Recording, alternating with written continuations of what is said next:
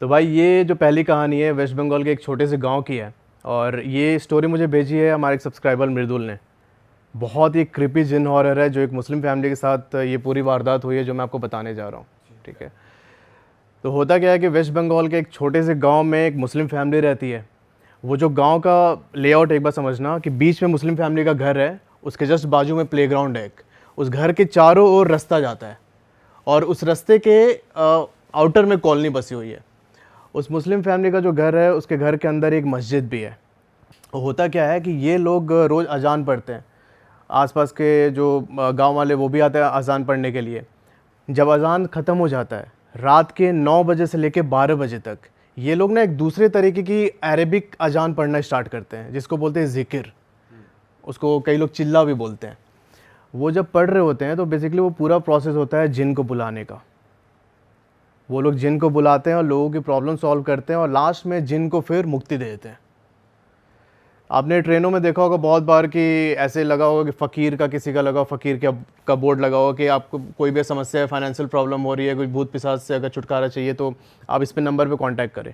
तो बेसिकली यही फैमिली थी जो ऐसे काम करती है। तो ये लोगों की हेल्प करते थे? लोगों की हेल्प करते थे। तो होता क्या है कि इसकी फैमिली में एक लड़का है, छोटा बच्चा, सैफ नाम है। ठीक है, 8-10 साल का होगा। और उसके पापा हैं, उसके दादाजी हैं और सैफ की मम्मी है। पापा और दादाजी ये काम करते हैं, बहुत एक्सपर्ट है इस चीज़ में। ठीक है, अब जो सैफ लड़का है वो ना ऑब्ज़र्व करता है कि भाई मेरे बाप दादा ये काम कर रहे हैं, क्योंकि रोज़ इसके घर में ये काम होता था, तो मुझे भी चाहिए। इतने लोग आते हैं, इनको इतना मानते हैं, ठीक है, उनको एकदम सर पे बैठा के रखते हैं, तो मेरे को भी ये सारी चीज़ें चाहिए। एक चीज़ और समझना, जब वो रात में ज़िक्र होता है ना, रात को 9 से 12 बजे तक, उस टाइम पर अगर उनके घर के सामने कोई खड़ा है या फिर खड़े होकर सुन रहा है तो ना उसको उसकी तबीयत ख़राब हो जाती है बहुत बुरी तरीके से। ऐसे उनको लगता है कि उनकी बॉडी की इलेक्ट्रोलाइट पूरी ख़त्म हो गई। ऐसा नहीं होता, बिल्कुल एनर्जी ख़त्म हो गई सारी, उस तरीके से उनको फील होता है। तो सैफ को भी चाहिए कि भाई मैं भी ये काम करूँगा। एक दिन सैफ क्या, अच्छा, जो इनके घर के बाजू में जो प्लेग्राउंड है यहाँ पे सारे लोग खेलने जाते थे। अब सैफ भी जाता है वहाँ पे खेलने। वहाँ पर उनके एक भैया हैं, हिंदू है वो, उसका नाम है प्रत्युष। ठीक है, प्रत्युष जो लड़का है, सैफ इसको भाई भाई बोल के बुलाता है। तो प्रत्युष उससे बोलता है कि एक दिन सैफ इससे बोलता है प्रत्युष से कि भैया आपके पापा क्या करते हैं। प्रत्युष बोलता है कि मेरे पापा सरकारी नौकरी में हैं। तो बोलता है सैफ कि तब तो बहुत अच्छा खासा पैसा कमाते होंगे। उसने बोला कि हाँ कमाते तो हैं। यहाँ पर सैफ बोलता है कि मैं ना आपके पापा से भी ज़्यादा पैसे कमाऊँगा। ठीक है, और ये चीज़ें ना लगातार होने लगे 3-4 दिन से। वो आता और ऐसे बहुत सारी ड्रीमी चीज़ें बात करता है एकदम कि मैं ये कर लूँगा, गाड़ी खरीद लूँगा, बंगला खरीद लूँगा। लोगों ने सोचा, जो उसके साथ खेलने आते थे बच्चों ने सोचा कि भाई ये पागल हो गया है, इसको बुली करने लगे। अब बुली करने से क्या हुआ कि सैफ को थोड़ा सा लगा अंदर कि भाई मेरे को कैसे चढ़ के मेरे पे बोल रहे हैं, मेरा मजाक उड़ा रहे हैं। इसने प्लेग्राउंड में जाना बंद कर दिया। अब भाई ये अपने कमरे में बंद रहता पूरे टाइम। जो इनका घर था, जो मुस्लिम फैमिली का घर था, उसके बीच में आंगन है और आंगन के चारों साइड में कमरे हैं।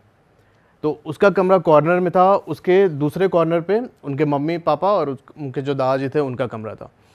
यहाँ पर सैफ ने क्या किया कि इसे ज़िक्र तो पता थी कैसे बोलते हैं, कैसे जिनको बुलाते हैं। भाई इसने रात को पढ़ना स्टार्ट कर दिया, वो 9 से 12 बजे के बीच का जो टाइम होता है। अब ये पढ़ के भाई बुलाता जिनको, ये करते करते इसको 38 दिन बीत गए, नहीं आया जिन। पर सैफ को पता था कि भाई जिन जो है इतनी आसानी से आता नहीं है। ठीक है, मुझे करना पड़ेगा और साधना करनी पड़ेगी। भाई ये और इंटेंस कर देता। और 2 दिन के बाद जब ये अपने कमरे में सो रहा था तो भाई साहब रात के कोई 1:30-2 बजे के आसपास इसे सुनाई देता है कि कोई इसके सामने खड़े होके ग्रॉल कर रहा है, गुर्राने की आवाज़ आ रही है। और ये चीज़ तब होती है भाई जब वो साधना के बीच में था। अच्छा, साधना करते करते उसको सुनाई देता है ग्रॉल कर रहा है। और ना जैसे उसने देखा, इसे डर लगा, भाई ये उठ के बैठ गया। कुछ दिखा नहीं उसको? नहीं था वहाँ पे। अच्छा, वो था वहाँ पे, पर दिक्कत ये थी कि उसने जो उस दिन की साधना थी वो कंप्लीट नहीं की। भाई बीच में उठ के बैठ गया ये। अब जब ये बीच में उठ के बैठा भाई, तो वो सामने से एकदम इसको देख के घुर्रा रहा है जिन। थोड़ी देर तक ऐसे ही रहा, घुराते रहा, उससे आई कांटेक्ट होती है इसकी। उसके बाद सैफ सो जाता है। नेक्स्ट डे से उसके जो कॉलोनी के लोग थे उन्होंने देखना स्टार्ट किया कि भाई ये अकेले छत पे जाता है शाम को, और वहाँ पे ना ऐसे रैंडमली किसी घर के सामने ऐसे करता है, पॉइंट आउट करता है फिंगर। ठीक है, ऐसा लग रहा था कि बाजू में कोई खड़ा है उससे बात कर रहा है, उस तरीके से ये कम्युनिकेट करने लगा जिन से। यहाँ पर सैफ ने जिन को अपनी साधना से वश में कर लिया था। अब देखो भाई वो क्या करता है, उसको जब भी कुछ खाना होता उससे मंगाता, तो पैसे चाहिए वो उससे मंगाता, ला के देता सब कुछ। जब सैफ को कॉन्फिडेंट हो गया सैफ कि भाई ये जिन मेरे वश में है, मैं इसे कुछ भी करवा सकता हूँ, तब इसने फिर से प्लेग्राउंड में जाना स्टार्ट किया। प्लेग्राउंड में फिर से प्रत्युष मिलता है इसको। यहाँ पर सैफ जब पहुँचा बहुत दिनों बाद प्लेग्राउंड, तो ये एक बेंच पे बैठा हुआ था कॉर्नर में। प्रत्युष आता है इसके पास, बोलता है भाई क्या हो गया, तू आता नहीं आजकल खेलने, अपने ख्याली दुनिया से बाहर निकल आ भाई, मतलब इतना सही खेलते थे हम लोग। तो कुछ बोलता नहीं है भाई। ये ना अपना गर्दन ऐसे टेढ़ा करके सैफ, और भाई ऐसे बात कर रहा है किसी से। उसके बाजू में वो जिन था, उससे 10-15 सेकंड बात की। फिर ये प्रत्युष को पता है क्या बोलता है कि आप ना मेरे बड़े भैया को बहुत पसंद आ गए हैं। प्रत्युष बोलता है कि कौन सा बड़े भैया भाई, तू तो अकेले अपने फैमिली में। बोला कि नहीं, मेरे एक बड़े भैया हैं और आज रात को आपसे वो मिलने आएंगे। भाई साहब ये बोल के सैफ वहाँ से घर आ गया वापस। उस रात जब प्रत्युष सो रहा है, रात को 2-2:30 बजे के आसपास, भाई साहब इसके विंडो के पास से वहीं गुर्राने की आवाज़ आ रही है। ठीक है, इसकी बॉडी एकदम फ्रीज़ हो जाती है उस समय। आंख बस खुली है इसकी, ये थोड़ा सा आंख उठा के ऐसे सर उठा के देखता है कि कौन है, और जिन इसके सामने खड़ा है। सैफ ने बोला था मेरे बड़े भैया आएंगे, और जिन इसके सामने खड़ा था। अगले दिन प्रत्युष फिर से गया प्लेग्राउंड में।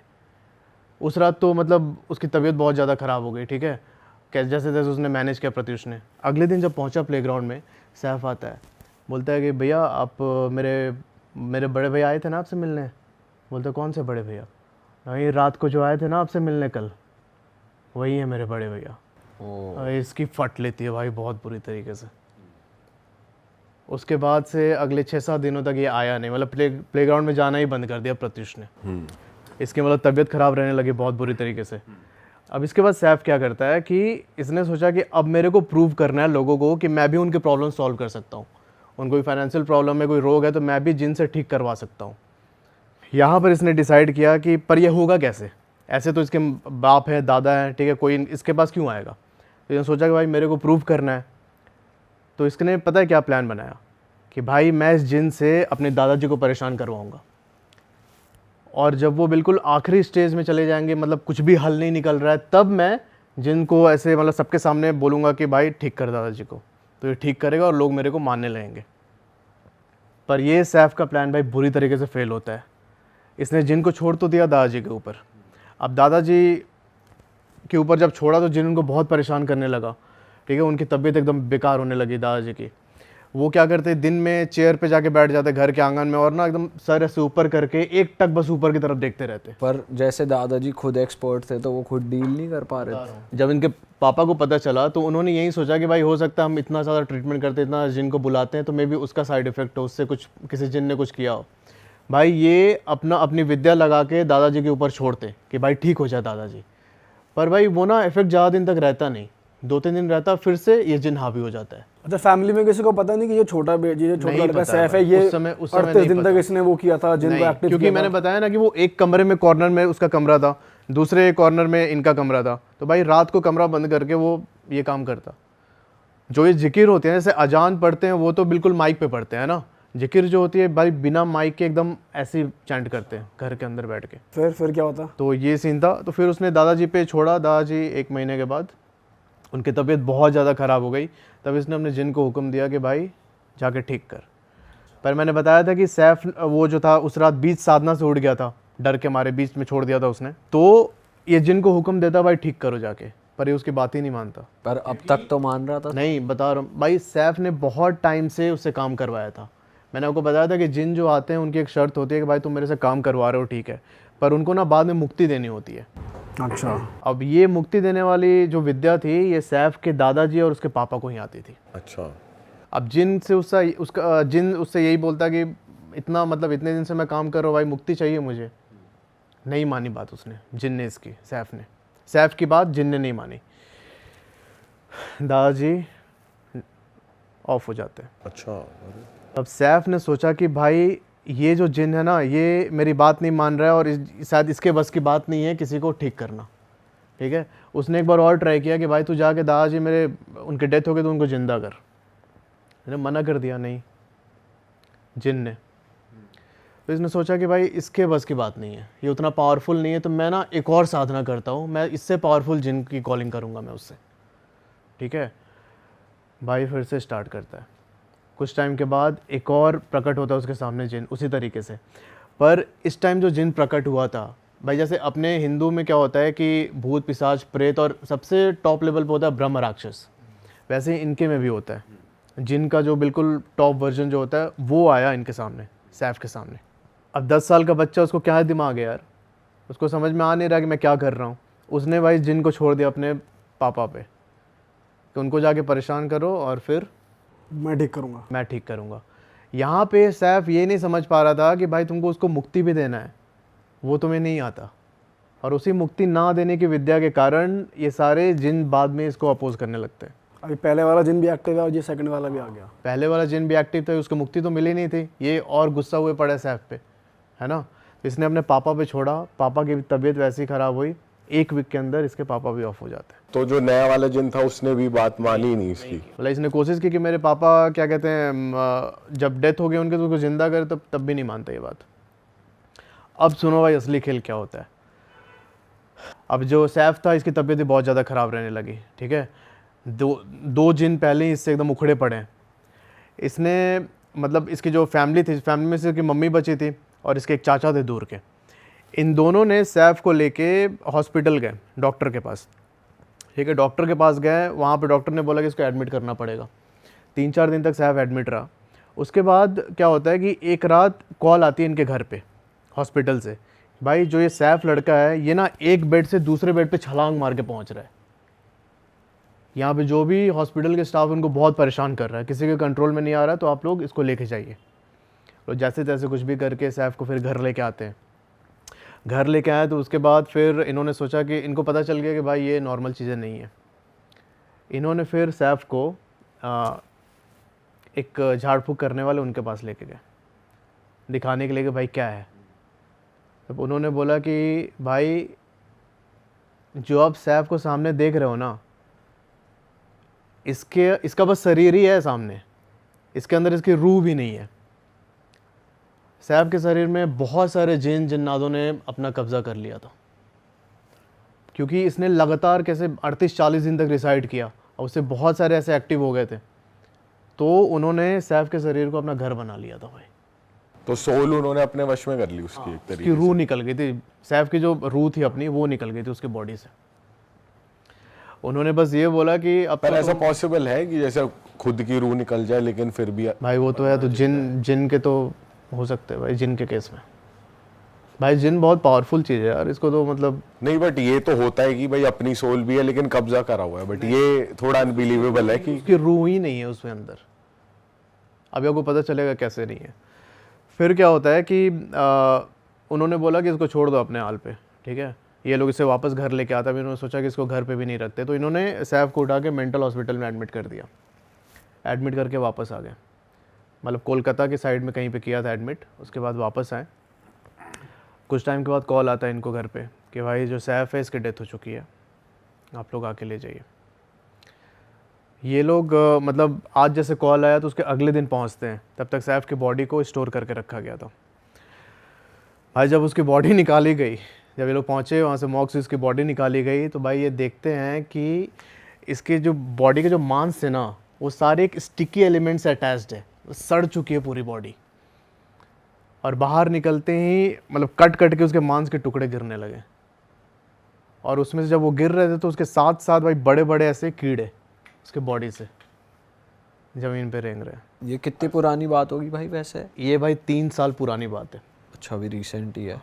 अच्छा, जब ये लोग दिखाने ले गए थे सैफ को उस मौलवी के पास कि भाई ठीक कर दो, तो उसने जब बोला था कि भाई 10-15 जिन्होंने अंदर कैप्चर करके रखा हुआ है, अगर मैं इसको ठीक करूँगा तो भाई सैफ को इतनी पीड़ा होगी जैसे उसके बॉडी पार्ट को, एक एक बॉडी पार्ट को काट रहे हैं, वो झेल नहीं पाएगा। अगर मैं जिन को इसके बॉडी से निकालने की कोशिश करूँगा तो भाई इतना दर्द होगा उसे, जैसे किसी ने हाथ काट दिया, किसी ने पैर काट दिया। तो भाई अब सैफ तो चला गया, उसकी फैमिली भी पूरी बर्बाद। अब उसकी मम्मी है सिर्फ वहाँ पे यार, ये थी मतलब हाँ जिन पोजीशन भाई ऐसी चीज़ है, अगर प्रॉपर विद्या नहीं आती A to Z ऊपर से नीचे तक सब कुछ।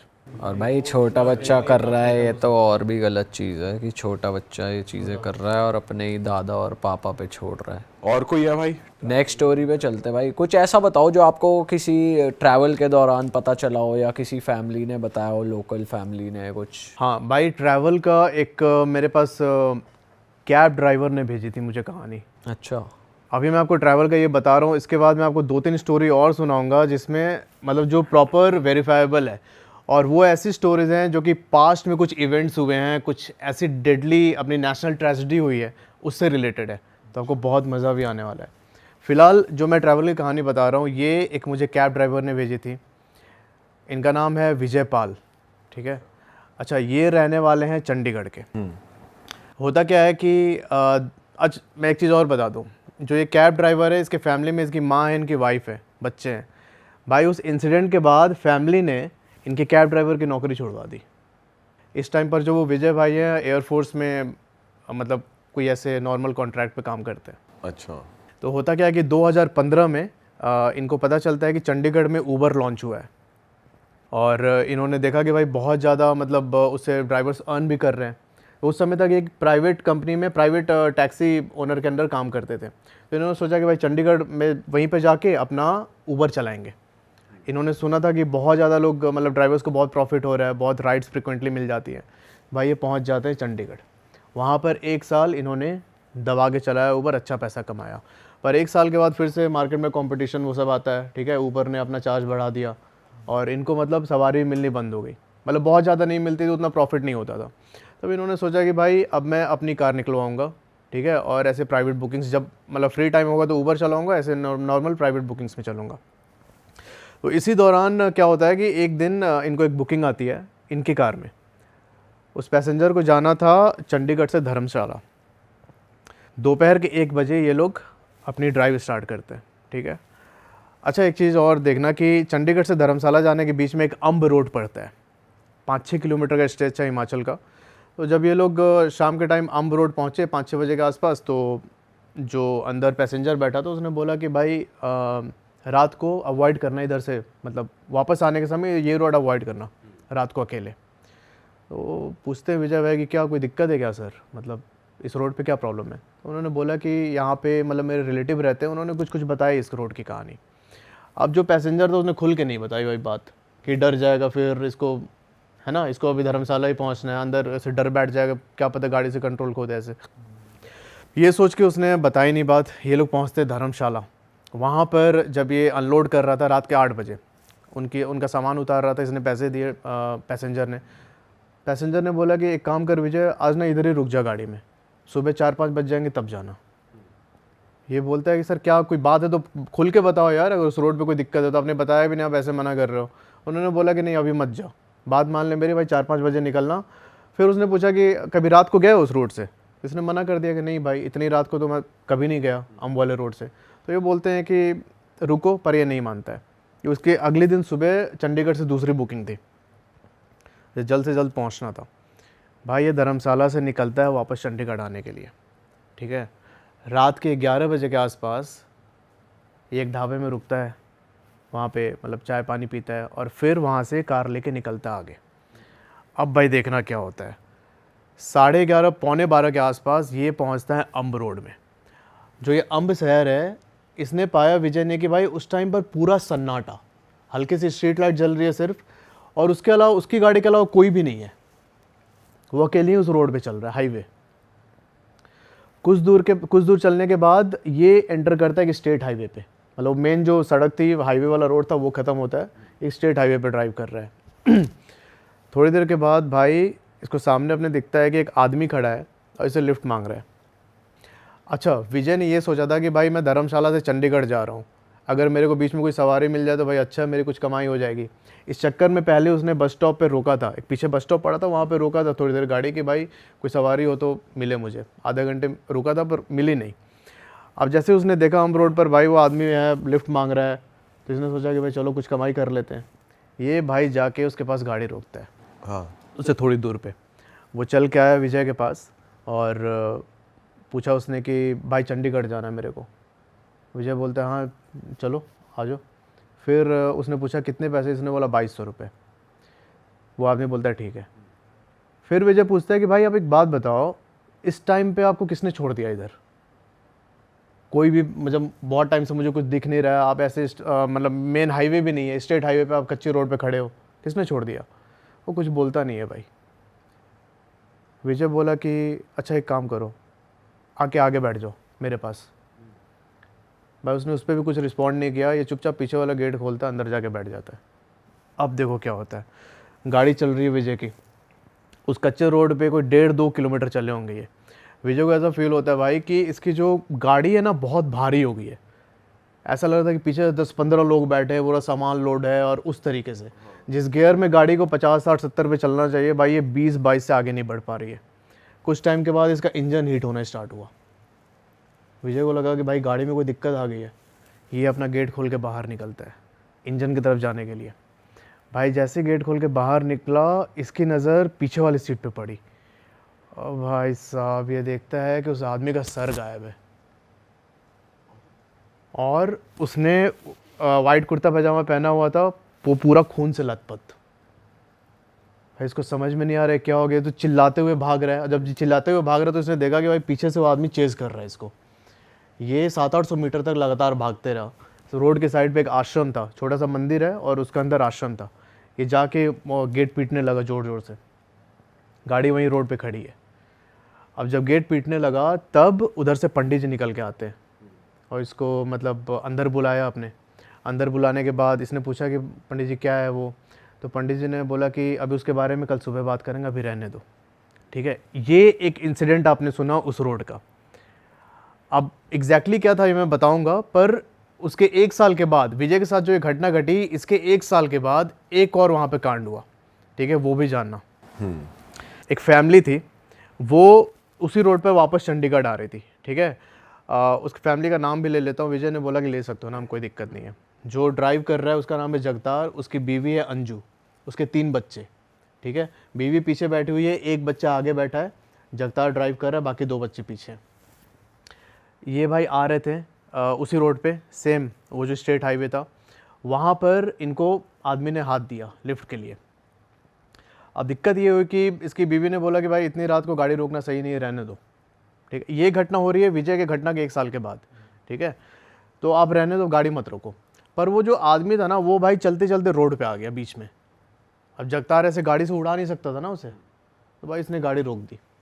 गाड़ी रोकी और एक गुस्से में निकला बाहर एकदम, ठीक है, देखने के लिए कि भाई तू कैसे कैसे आ गया बीच में।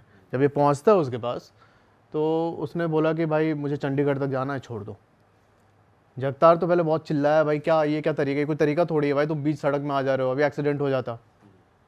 ये ना उसको डांटते हुए अपने गाड़ी की तरफ आ रहा है, ठीक है, डांटते हुए अपनी गाड़ी की तरफ आ रहा है वापस ड्राइवर सीट पे बैठने के लिए। भाई इसकी वाइफ पीछे से देखती है, पीछे वाली सीट पे बैठी हुई थी, देखती है कि भाई वो ना उस जगह से उछला जोर से बहुत ऊपर तक और आके अपने कार के जो गेट थे ड्राइवर सीट के, वहाँ पे गिरता है ज़मीन पे। हस्बैंड जगतार, और जो वो आदमी था सामने जो अभी लिफ्ट मांग रहा था, वो कोई नहीं है वहाँ पे। जगतार यहाँ पे रोड पे पड़ा हुआ है और इसकी वाइफ चिल्लाने लगे ज़ोर ज़ोर से। तब वहाँ से एक पिकअप वाला क्रॉस कर रहा था। उस पिकअप वाला को वो जो पिकअप वाला ड्राइवर था, उसने सुना मतलब वाइफ की चीख सुनी, तो गया उनके पास पूछने के लिए क्या हो गया। थोड़ा ही सा वाइफ ने बोला था कि वहाँ लिफ्ट के लिए गया, तो समझ गया कि भाई ये वही सीन है, कि उनको पता था। अब जो ये पिकअप वाला ड्राइवर है, ये विजय का दोस्त। अच्छा। तो उसने ये कहानी विजय को बताई है। ये लोग पुलिस को कॉल करते, पुलिस आते वहाँ पे, जगतार को उठा के हॉस्पिटल ले जाते, तो वहाँ पे डॉक्टर ने उसे डेड। Oh shit. उस रोड पे ऐसे इंसिडेंट हुए। मैंने जब ये वीडियो डाली थी भाई, बहुत सारे लोगों ने कमेंट किया कि भाई है वो चीज़ जगह, हमने भी एक्सपीरियंस किया। अच्छा। तो हुआ क्या था, पंडित जी अगले दिन सुबह जगतार को लेके आए, विजय को लेके आए गाड़ी पे उसकी, और गाड़ी स्टार्ट किया, नॉर्मल हो गई गाड़ी स्टार्ट, कोई दिक्कत नहीं हुई। तब पंडित जी ने बताया कि भाई 2013 में यहाँ पर एक आदमी था, उसने लिफ्ट मांग रहा था, उसे चंडीगढ़ जाना था, ठीक है। लिफ्ट मांगते हुए एक जो ट्रक आ रही थी उधर से, हिमाचल के साइड से चंडीगढ़ की तरफ, तो इसने ट्रक वाले से लिफ्ट मांगा कि मेरे को लेके चलो।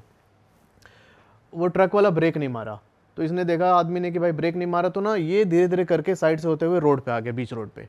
ट्रक वाला भाई क्यों रोकेगा गाड़ी अपनी, उसे लगा कि भाई लूट पाट के लिए अभी कुछ भी लग सकता है ना उसे, भाई उसने गाड़ी चढ़ा दी उसके ऊपर। अब गाड़ी चढ़ाई तब उसका जो सर था उसके धड़ से अलग होके भाई दूर चला गया था। अब उसी की स्पिरिट उस जगह को हॉन्ट करती है। ओके। तो आज तक कर रही है? नहीं, आज तक कर रही है। अच्छा ये है ना भाई कि जो ये भूत प्रेत ये सब होते हैं सबको भाई दिख नहीं सकते, ना ही सबको एक्सपीरियंस हो सकते हैं। ये तो एक ने मुझे स्टोरी भेजी थी, तब उनके थ्रू मुझे पता चला था कि कोई भी इंसान होता है दो कुल का होता है, या तो देवकुल या फिर राक्षस कुल। तो जो देवकुल के लोग होते हैं उनको नहीं दिखते स्पिरिट, जो राक्षस कुल के होते हैं उनको अपना प्रेजेंस फील करवाती है। अब भाई बहुत लोग कमेंट करते हैं कि यार क्या कहते हैं, हम तो गए थे उस रोड से, ठीक है, हम उस रोड से गए थे, हमें नहीं मिला। अरे चिड़ियाघर का जानवर थोड़ी यार तू एंटरटेन करने के लिए बैठा रहेगा। बड़ा ओपन है, मतलब अभी भी रोड, ऐसा कुछ नहीं कि क्लोज करी हो ऐसा कुछ। भाई रोड तो ओपन है। जिन लोगों को एक्सपीरियंस होता है वो लोग कमेंट कर रहे हैं कि हमने भी देखा, हमने फील किया, तो फिर लगता है कि चीज़ें ऑथेंटिक हैं। सही बात कह रहे हैं भाई। आप एक ऑफ कैमरा नेशनल ट्रेजेडी के बारे में बता रहे थे, तो वो क्या एग्जैक्टली आप बताओ। तो भाई देखो, मैं आपको जो बताने जा रहा हूँ बहुत सेंसिटिव भी है। मैंने जब वीडियो डाली तो मतलब बहुत लोग वैसे हो गए थे कि यार कुछ याद आ गया उनको, है ना। तो भाई ये स्टोरी अपने देश में एक हुई नेशनल ट्रेजेडी से रिलेटेड है। 2023 में आपको पता होगा बालासोर में 3-4 ट्रेन टकरा गई थी आपस में, बहुत सारे लोगों की डेथ हुई थी उसमें। अब हुआ क्या था कि जहाँ पर ये एक्सीडेंट हुआ था उस जगह को बहनगा बोलते हैं, जो बालासोर के शायद वहाँ से 20-22 किलोमीटर दूर है, बालासोर मेन सिटी से। और ट्रेन जो ट्रेजेडी हुई थी उसका नाम यही दिया गया था, बालासोर ट्रेन एक्सीडेंट। तो बहनगा में जब एक्सीडेंट हुआ तो भाई बॉडीज़ इतनी ज़्यादा थी कि जो वहाँ का लोकल हॉस्पिटल था उसकी सारी बेड्स फुल हो चुकी थी, ठीक है, और एक्चुअल नंबर बहुत ज़्यादा थे। तो उन बॉडीज़ को उठा के वहाँ पर एक स्कूल है बहनगा हाई स्कूल, उसके अंदर रखी गई थी। अच्छा। उस स्कूल के अंदर एक मतलब छोटा सा हॉल जैसा एरिया है, उसमें ही सारी बॉडीज़ को इन्होंने रखा था। बहुत सारी बॉडीज़ ऐसी थी जिनका अंतिम संस्कार वहाँ के लोकल्स ने किया, उनके रिलेटिव्स पहुँच नहीं पाए थे, ठीक है। तो हमारे एक सब्सक्राइबर हैं उपमन्यु भाई, मैं उनका नेम चेंज कर रहा हूँ क्योंकि उन्होंने रिक्वेस्ट किया। उपमन्यु भाई वहीं पर उनका ससुराल है बहनगा में। जब एक्सीडेंट हुआ तो ये अपने ससुराल में ही थे। इन्होंने अपने ब्रदर इन लॉ के साथ मिल के बहुत सारी डेड बॉडीज़ को वहाँ से शमशान तक लेके गए थे। जो एक्चुअल वहाँ पर ट्रेजेडी हुई थी, जो एक्चुअल वहाँ पर मतलब इतना ज़्यादा सैड सीन था, उन्होंने मुझे एक्सप्लेन किया ईमेल में। अच्छा, जो ये उपमन्यु भाई हैं ये हैं इंडियन आर्मी के टेरिटोरियल जो फोर्स होती है इनकी, उसमें डॉक्टर हैं। इनकी पोस्टिंग है मणिपुर में। अब जो घटना हुई थी बालासोर वाली उससे 1 साल बाद आते हैं।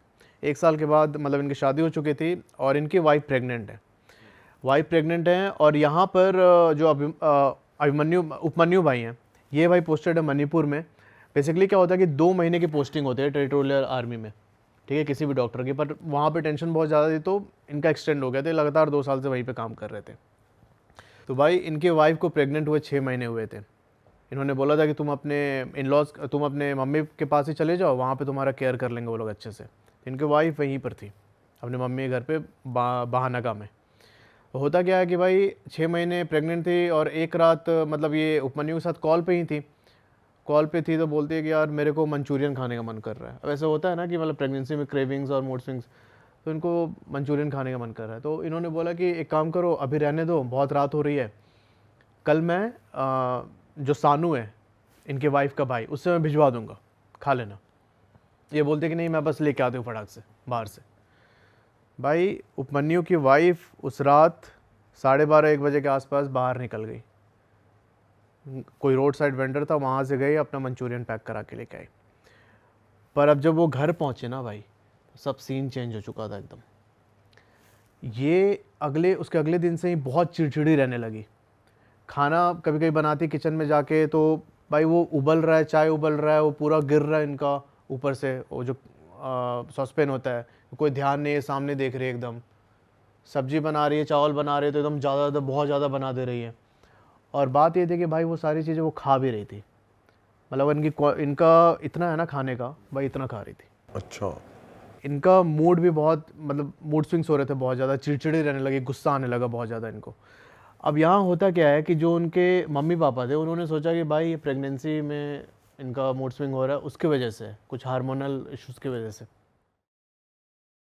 बता रहा हूँ कि गुजरात का है करके, ये कोई फैक्ट्री का भी नहीं है, नॉर्मल प्राइवेट अपना घर था। तो उनका क्लेम ये आया था, छोटे से घर थे, छोटे घर से मतलब गांव से थे, घर काफ़ी बड़ा था उनका। एंड कॉल ये था कि उनकी बेटी जो है वो पोजेस्ड है। तो बेटी कितनी बड़ी है, वो 11-12 साल की थी। And she is behaving weirdly, she is talk, किसी के साथ तो बात कर रही है बैठ के दीवार को देख के। एंड पता नहीं क्या हो रहा है। एंड वो अभी घर वाले काफ़ी परेशान है, काफ़ी बड़ी फैमिली थी, जॉइंट फैमिली थी 10-11 लोगों की, ऐसी बड़ी वाली। एंड दे वांट कि आप प्लीज़ आओ, आप प्लीज़ देखो कि क्या है। पहली बात तो ये बहुत बड़ी बात हो जाती है हमारे लिए कि गांव से कोई साइंटिफिकली एक्सप्लेनेशन चाहता है कि उनके बेटी के साथ क्या हो रहा है क्या नहीं हो रहा है। बट एनीवे मेरा क्या माइंड में था कि यार एक तो पोजीशन इतना रॉन्गली परसीव करके रखा है लोगों ने मूवीज़ के चक्कर में कि उनको समझ ही नहीं आता है कि पोजीशन है कि कोई मेंटल डिसऑर्डर है। एंड टबू इतना सारा है टॉपिक के अराउंड कि अब अगर गांव से किसी को उठा के लाके बोलो कि भाई साइकेट्रिस्ट को दिखा, बोलेगा नहीं मैं इधर जाता हूँ, हाँ। वो नींबू निचोड़ देंगे मैं ठीक हो जाऊंगा, लेकिन मैं साइकोलॉजिस्ट को तो नहीं दिखा रहा हूँ। टबू इतना सारा है।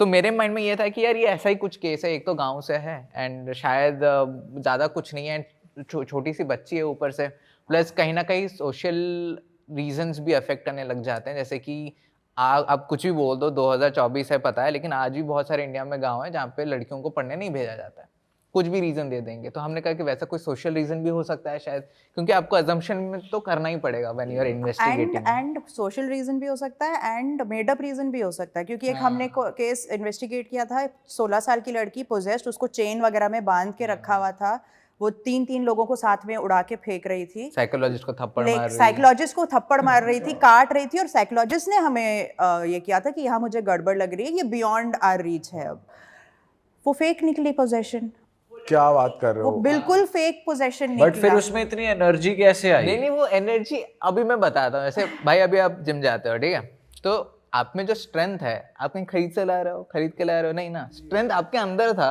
आप बस जिम जाके उसको बढ़ा रहे हो। हाँ। आपके अंदर भी उतना है, मेरे अंदर भी उतना है, मैं जिम जाता नहीं वो बात अलग है, तो मेरे में वो लेवल में पहुंचा नहीं, लेकिन स्ट्रेंथ सबके पास है। बट 16 साल की लड़की के लिए जो मतलब गांव में है, और ऐसा कहा जाता है ना जब आप में इतनी एनर्जी आ जाए, कभी कभी ऐसे ओल्ड एज के लोगों के लिए भी कहा जाता है जब उनमें एनर्जी आती है वो हार्डली वॉक कर पाते हैं, बट जब उनमें एनर्जी आती है तो फिर वो गुलाटी भी मारते हैं, वो भागते भी है, स्प्रिंट भी नहीं, तो चीजें ऐसी होती भी हैं, मैं ये नहीं बोल रही हूँ नहीं होती हैं, होती भी हैं, लेकिन ये क्योंकि बोल रहा था कि इस तरीके के फेक पोजेशंस भी होते हैं, तो यहाँ पर जैसे उस लड़की ने लास्ट में कन्फेस किया अच्छा कि मुझे एग्जामिनेशन, वो 10th स्टैंडर्ड की लड़की थी, मुझे एग्जामिनेशन नहीं देना कोविड था, का टाइम चल रहा था, कोविड का टाइम चल रहा था, सो शी फेक्ड पोजेशन। क्योंकि वो क्लास टॉपर थी, अभी पढ़ाई बंद हो गया तो she is in the panic mode के मेरे से पढ़ाई नहीं होने वाली, मैं फेल हो जाऊंगी तो मैं स्कूल नहीं जा सकती हूँ।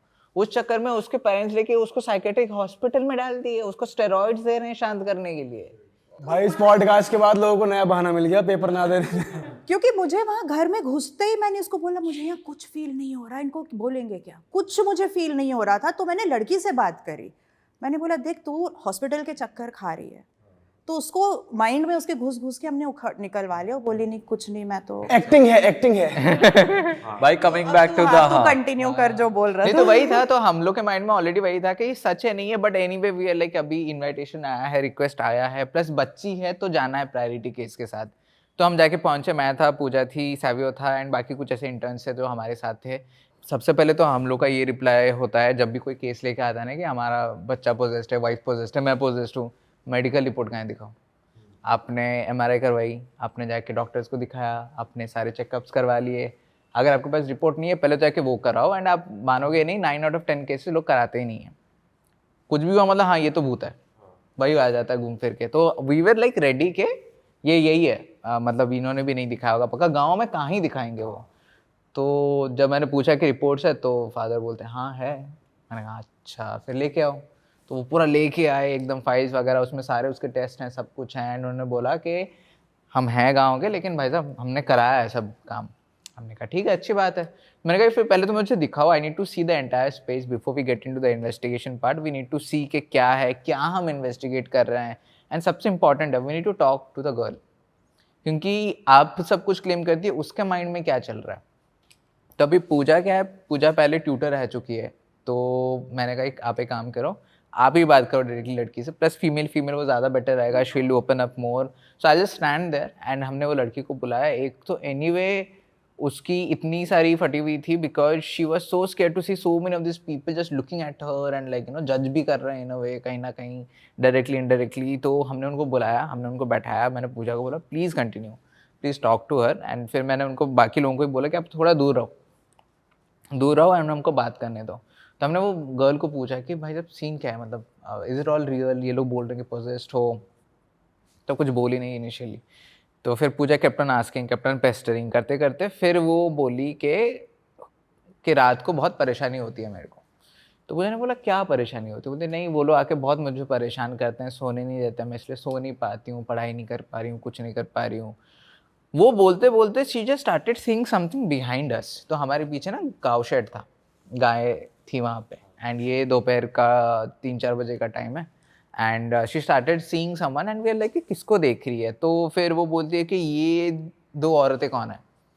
हमने कहा हमारे साथ तो कोई नहीं है, हमारे साथ इतने थे। फिर हमने देखा तो उधर कोई नहीं है, एंड गायें सब खड़ी हैं अपना नॉर्मली, एंड वो अपना आवाज़ें वगैरह निकाल रही हैं, एंड वो बोल रही है कि ये 2 औरतें कौन है बताओ।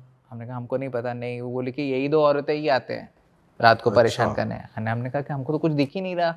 I'm asking Pooja also कि can you see anything, can you feel anything? Pooja is like no I can't. हमने बट इसको कैसे दिख रहा है अभी?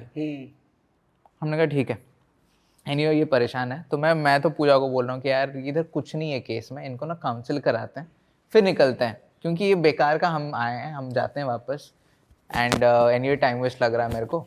तो बट पूजा है लेकिन नहीं, बट देन हमको बुलाया गया है, हमारा काम है डर भगाना, अब आ चुके हैं, बच्चे भी इन्वॉल्व हैं, तो क्यों हम खाली छोड़ के जाए? मुझे एंटिटीज दिख नहीं रही थी लेकिन गड़बड़ महसूस हो रही थी। हाँ। कुछ है, मतलब ये झूठ नहीं बोल रही है, कुछ है, क्या है मुझे नहीं समझ में आ रहा था। पर देन कभी कभी ये भी होता है ना, मतलब जैसे कि अभी हमने हमारे टीम में भी देखा हुआ है कि एक psychics are sensitive, sometimes they sense things and do a lot of things, लेकिन कभी कभी जैसे कि घूम फिर के टॉपिक इस पर आ जाता है कि इंटेलिजेंट है या रेसिडुअल है। हाँ, काफ़ी चीज़ें देखनी पड़ती है, क्योंकि जब मैं लड़की से भी बात कर रही थी मेरे माइंड में भी काफ़ी चीज़ें चल रही थी कि ये मतलब जैसे ही बता रहा है कि इंटेलिजेंट है, रेसिडुअल है, क्योंकि रेसिडुअल में कभी कभी मतलब कि मेमोरीज प्ले होती हैं, भूत वगैरह नहीं होता है, एंटिटी नहीं होती है, या फिर इंटेलिजेंट है। एक मेरे माइंड में बहुत चलता है, स्पेशली जब मैं टीनेज गर्ल्स या फिर प्री टीन्स के साथ डील करती हूँ, is there is a phenomena जिसको बोलते हैं RSPK, रिकरेंट स्पॉन्टेनियस साइकोकिनेसिस। मतलब साइकोकिनेसिस ये फिनोमेना है जिससे इंसान बिना कुछ चीज़ टच करे चीज़ें मूव कर सकता है। अच्छा। हाँ, और जो लड़कियां हैं स्पेशली टीनेज गर्ल्स, या जिनमें जो बहुत हार्मोनल चेंजेस हो रहे हों या फिर बहुत एनर्जी हो जिनमें, उन्हें भी पता नहीं चलता that they are the host, वो चीज़ें उड़ा सकते हैं बिना टच करे उसको। ये सीरियसली होता ये है? होता है। दुनिया भर में मेजॉरिटी 99% पॉल्टरगाइस्ट केस इसी से सोर्स होता है, ये रीजन के वजह से। तो लोगों को लगता है भूत है, पॉल्टरगीस्ट एक्टिविटी है। पॉल्टरगीस्ट एक्टिविटी क्या होती है? जहाँ पर चीज़ें उड़ रही हैं, दरवाजे अपने आप खुल बंद रहे हैं, खिड़कियाँ खुल बंद हो रही हैं। लेकिन मैक्सिमम हमने जब रिसर्च वगैरह किया, इन्वेस्टिगेशन वगैरह में, हमको पता चलता है ये RSPK की वजह से। हम सबसे पहले अगर पॉल्टरगीस्ट केस आता है, हम सबसे पहले पूछते हैं वहाँ कोई टीनेजर है क्या घर में, क्योंकि उनको भी पता नहीं रहता है। बट उनको अगर पता नहीं है तो वो इंटेंशनली कर रहे हैं। अनइंटेंशनली होता है, अनइंटेंशनली होता है। लेकिन ऐसे गुस्सा आ गया तो कि गुस्सा आ रहा है मेरे को, तो एनर्जी इतनी कहीं ना कहीं जाके एनर्जी इफेक्ट हो रही वो कहीं ना कहीं रिलीज होगी ना। तो फिर वो ऐसा लगता है कि मूवमेंट कैसे हो गई, हो कौन से रही है, तो बहुत है भाई। तो बहुत चीज़ें मेरे माइंड में चल रही थी कि कुछ RSPK से रिलेटेड है, बिकॉज कुछ है, मुझे फील हो रहा था, ऑल्दो मुझे दिख नहीं रहा था कुछ। और आपको बॉडी लैंग्वेज में भी कुछ दिख रहा था, कुछ अलग? हाँ, कुछ वो आईज डायलेशन वगैरह वो सब भी चेक करना पड़ता है कि आईज डायलेटेड है पर्टिकुलर वे में, वो कहाँ देख। ये तो लड़की शी लुक्ड सो फ्रेजाइल, क्योंकि एक तो खाना नहीं हो रहा, हाइजीन नहीं है, कुछ नहीं है। शी लुक्ड लाइक के मतलब कोई ऐसे दूर से देखो या बोलोगे तो पोजेस्ड है ही 100%। अच्छा, ऐसे मतलब शक्ल हो गया था, बॉडी लैंग्वेज ना हो गया दोनों एस्पेक्ट्स देखने पड़ रहे थे कि कुछ साइंटिफिक निकल रहा है यहाँ से या एक्चुअल कुछ पोजीशन है, फिर जाके नेक्स्ट चांस आता है इन्वेस्टिगेशन का। तो फिर हमने कहा ठीक है, अभी बात तो कर ली है, ठीक है एंटिटी कुछ है, लेकिन है नहीं पता अभी हमको कुछ फिर जगह काफ़ी बड़ी थी, तो हमने कहा कि अगर इन्वेस्टिगेट करना है, फिगर आउट करना है एंटिटी से नहीं है, तो पहले देखना पड़ता है। तो that process called preliminary investigation, जहाँ पे हम कोई लोकेशन पे जाते हैं, हम पहले फिगर आउट करते हैं कि वॉल कितने हैं, मतलब कि अभी सपोज ये तो प्राइवेट प्रॉपर्टी है, लेकिन अभी लंबी देर माइन चले गए, काफ़ी पुराना जगह है, तो हमको देखना पड़ेगा कि वहाँ पर सीलिंग कैसा है, फ्लोर टूटा हुआ है नहीं है। हम रात को घुसेंगे, पता चला कहीं पैर रख दिए और गिर गए, तो हम ही भूत बन गए वहाँ पे। तो इसलिए उससे बचने के लिए हमको पहले दिन में देखना पड़ता है। तो हमने पेरेंट्स को बोला, हमने कहा आप घर दिखाओ पहले। तो पहले तो वो सबसे पहले टेरेस लेके गए दिखाने के लिए कि जगह क्या है, एंड काफ़ी बड़ा जगह था क्योंकि फार्म एरिया बहुत था उनका, पेड़ लगे हुए हैं, सब कुछ है। एंड उस चक्कर में मुझे एक चीज़ दिखी नीचे, मैंने कहा ये क्या है। तो हम नीचे गए देखा तो एक किचन जैसा कुछ बनाया हुआ था। एंड उन्होंने कहा कि यहाँ पे हमने किचन बनाया था क्योंकि हमारी जो सास थी कि कौन थी उसकी दादी वगैरह, दादी और समवन, उन्होंने बोला था कि यहाँ पे आप किचन बनाओ और इधर खाना पकाओ 21 दिनों के लिए और भूतों को खाने को दो, एंड आपको बेटी को छोड़ के चली जाएगी। अच्छा, तो मैंने कहा छोड़ के गई, बोले कि नहीं गई। भूत आके खा के गए। बोलता है कि खाना तो सुबह नहीं था। मैंने कहा कुछ भी यार, मतलब स्ट्रे डॉग्स भी हो सकते। तो वो घर के बाहर थी? घर के बाहर थी वो, घर के बाहर उनके, मतलब कैसे बताऊं, अगर घर इस तरह फेस कर रहा है तो डायरेक्टली पीछे बनाया गया था, which was opening to their farm land, जो भी था। मैंने कहा एनीवेज, अभी आपने टेस्ट भी करवाया है, लेकिन आप बोल रहे हो कि आप ऐसी चीज़ें भी कर रहे हो। तो ही वाज लाइक कि नहीं मैं नहीं मानता हूँ। मेरे जो वो रिलेटिव है, दादी जो भी, वो शी वाज वेरी एडमेंट कि नहीं ये करते हैं करके। मैंने कहा लेकिन you didn't see the solution, no. He said कि नहीं कुछ हुआ नहीं बेटी के साथ, वो जैसी की वैसी ही थी, है अभी भी। हमने कहा ठीक है कोई बात नहीं। तो फिर हमने कहा कि again we had a team meeting and then I said कि नहीं यार मुझे को कुछ सही नहीं लग रहा है ये। एक तो ही सही कि हमने टेस्ट वेस्ट करवा लिया है, देन ही सही कि हमने किचन भी क्रिएट किया है भूतों के खाने के लिए, खाना भी गायब हो रहा है अपने आप। मैंने कहा ये सही नहीं लग रहा, कुछ तो साइकोलॉजिकल है। Then again Pooja was adamant कि नहीं अभी आए हैं, शी इज फीलिंग समथिंग, तो let's get on with it. तो उसमें भी ना जब आप इन्वेस्टिगेट करते हो तो आपको बहुत सारी थ्योरीज आपको सोचने पड़ते हैं to find the solution of certain unexplainable thing, कि ये चीज़ अगर गिरी सपोज, तो क्यों गिरी? या तो भूत ने गिराया, नहीं तो मेरा हाथ लगा, नहीं तो वहाँ का डोर का वाइब्रेशन से ही हिल गया, नहीं तो एयर वेंट से गिर गया। पॉसिबिलिटीज बहुत सारे हैं, भूत का भी पॉसिबिलिटी है। तो अभी हम जब वहाँ पे बैठ के सोच रहे तो मेरे को ये आइडिया आया कि ये ना कहीं पे स्पेन नहीं तो कहीं पे तो एक ऐसा केस हुआ था जहाँ पे ये कुछ फैमिली मेंबर मतलब छुप रहे थे, पुलिस नहीं तो कोई कहीं से तो, एंड उनका एक शॉप था, तो शॉप वो लोग बंद करके शॉप के अंदर छुपे हुए थे वो लोग। तो जो बाहर आ रहे थे लोग लग रहे थे कि अच्छा बंद है। कुछ हफ्ते बाद जब शटर उठाया गया पुलिस के द्वारा तो देखा गया कि सारे इंसान मरे पड़े हैं अंदर, पूरी की पूरी फैमिली गई except that one kid. Why the one kid was away? क्योंकि जब आपने बंद कर दिया सब कुछ तो वो हेलुसिनेशन में आके मतलब एक तो सफोकेशन चालू हो गया, क्योंकि ऑक्सीजन लेवल कम होता है तो आप हेलुसिनेट करोगे, आप पागलपंती दिखाओगे, सब कुछ होगा आपके बॉडी में, आपको चीज़ें दिखेंगी जो एक्चुअली है नहीं, फिर आप मार्गेट में आ जाते हैं क्योंकि आपको कंट्रोल नहीं है खुद के ऊपर। तो फिर वो क्या हो गया, सफोकेशन हेलुसिनेशन मिलके वो लोगों ने एक दूसरे को मार डाला। लेकिन ये जो बच्चा है, ये क्योंकि बच्चा था, छोटा सा था, तो वो कहीं ना कहीं निकल जाता था रात को बाहर, तो इसको कभी सफोकेशन हुआ नहीं, उसको कभी हेलुसिनेशन हुआ नहीं। ना why I am saying suffocation का, बिकॉज ये घर इतना वियर्ड था। एक तो 10 लोगों की फैमिली, मतलब 10 मेंबर्स वाला फैमिली का घर है, उसमें 8 से 9 रूम्स हैं, उसमें एक भी वेंटिलेशन पॉइंट नहीं है, एक भी नहीं है किसी भी रूम में, किसी भी रूम में नहीं है, सब बंद करे। सारे windows are shut, not just shut, वो लोग पता क्या किए हैं, वो जो सैक होता है ना, हाँ बोरी, हाँ बोरी डाल के बाजू में सीमेंट लगा दिया है, विंडो सारे सील्ड हैं। अब क्यों है, बोल रहे हैं कि मच्छर के वजह से। मैंने कहा नहीं यार, ये तो कुछ ही सीन चल रहा है, इसलिए these are all our science के नहीं, ये कुछ गड़बड़ है, इधर पैरानॉर्मल नहीं है। हाँ। तो हम भी जब घुसे, मैंने कहा ये भी हो सकता है कि क्योंकि बिकॉज ऑफ दिस सफोकेशन, क्योंकि वो बच्ची है, हार्मोनल चेंजेस की तो जा रही है, may be she is hallucinating, may be this is actually nothing. फिर हम एक जगह पे इकट्ठा हुए थे, एक हॉल जैसा था, हमारे पीछे किचन था, मेरे पीछे किचन था, सावियो के पीछे रूम चालू हो रहे थे, पूजा के पीछे ऐसे रूम चालू हुए थे, ऐसे सारे रूम्स थे, किचन था, हॉल था। एंड हम हॉल में खड़े हैं, हम सोचने क्या करेंगे। हमने कहा ठीक काम करते हैं, गोप्रोस लगाते हैं, पहले तो EMF रीडिंग लेते हैं इसका, देखते हैं क्या होता है, फिर आगे का जो करेंगे। अगर इधर कुछ नहीं मिला, मैंने पूजा को बोला हम निकल रहे हैं, I am not going ahead with this. और ये अभी आपका फर्स्ट डे ही है इन्वेस्टिगेशन? पहला दिन ही है, पहला घंटा है, एंड वी वर वेटिंग के शाम हो जाए थोड़ा सा। तो हमने पूरे सारे फैमिली मेंबर्स को हमने बोला बाहर जाके वारंडा में बैठो, क्योंकि एनीवे गांव वाले सराउंड करना चालू कर दिए थे कि इनके घर में हो क्या रहा है। तो हमने कहा बाहर जाके गांव वालों को कंट्रोल करो, हमको अब अंदर मत डिस्टर्ब करना। तो हमने चालू किया। उसी बीच किचन में एक ज़ोर से आवाज़ आई कि कुछ तो गिरा, ज़ोर से गिरा। एंड हम सब भागे देखने के लिए, तो एक बर्तन ऐसा पूरा मूवी ऐसा रोल कर रहा था वहाँ पे। एंड जैसे वो मैंने देखा, माई इंस्टिंक्ट रिएक्शन वाज कि यहाँ पे कुछ तो है अभी, क्योंकि ये तब से तो नहीं हो रहा था। हाँ। इतना टाइम हम लोग बैठे, बातचीत कर लिए। एंड पूजा वाज लाइक मैंने तो बोला था ऑलरेडी कि है। मैंने कहा हाँ, लेकिन अभी तो मेरे को दिख भी रहा है कि है करके। मैंने कहा अभी चालू करते हैं इन्वेस्टिगेशन। तो हम इन्वेस्टिगेशन चालू कर रहे हैं, कुछ हम EMF पकड़ के चल रहे हैं, तो कुछ स्पाइक्स आ रहा है, कुछ हो रहा है। उस चक्कर में हम रूम से रूम जा रहे हैं, सब कुछ कर रहे हैं। एक रूम में ना हमने क्या किया था, ऐसे ही ट्राइपॉड में हमने गोप्रो लगा दिया था। फुल स्पेक्ट्रम गोप्रो था। फुल स्पेक्ट्रम मतलब हमने उसका IR फिल्टर निकाल दिया था, उसमें सारी लाइट्स घुस रही हैं अभी। हाँ। तो ना ऐसा पिंकिश फ्लोरेसेंट जैसा दिखता है, वो ग्रीन कलर का दिखता है। एंड हमने IR लाइट लगा दिए थे, इंफ्रारेड LEDs, ताकि अंधेरा भी हो तो दिख जाए अपन को। तो हमने वो वहाँ पे रख दिया। एंड हम बाकी जगह पे देख रहे हैं। एंड सैवियो जो है, who was also taking care of those gadgets, he started shouting my name and he was like सर्व Pooja you should come and see this. I am like क्या हुआ?